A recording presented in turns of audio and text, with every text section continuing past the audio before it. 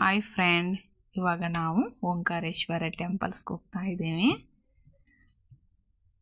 So ಇದು ನೋಡಿದಾಗೆ ನಿಮಗೆ ಗೊತ್ತಾಗುತ್ತೆ ಜಾತ್ರೆ ಅಂತ.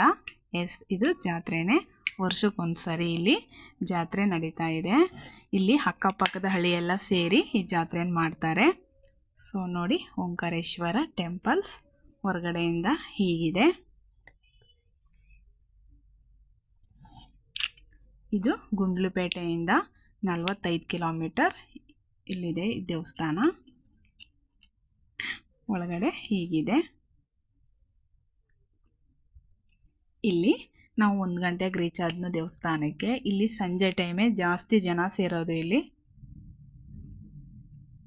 ನೋಡಿ, ಒಳಗಡೆ ಹೀಗಿದೆ. ನಾವು ದೇವ್ರ ದರ್ಶನಕ್ಕೆ ಹೋಗ್ತಾ ಇದ್ದೀವಿ.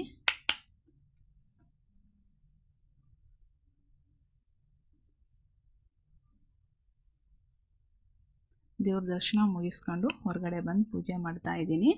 ಒಳಗಡೆ ಕ್ಯಾಮ್ರಾ ಹಲೋ ಇಲ್ಲ. ಸೊ ಹಾಗಾಗಿ ನಾನು ಸ್ವಲ್ಪ ಹೊರಗಡೆ ಮಾತ್ರ ವಿಡಿಯೋ ಮಾಡ್ಕೊಂಡಿದ್ದೀನಿ.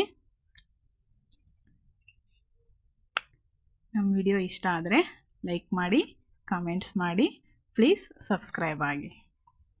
Thank you for the watching.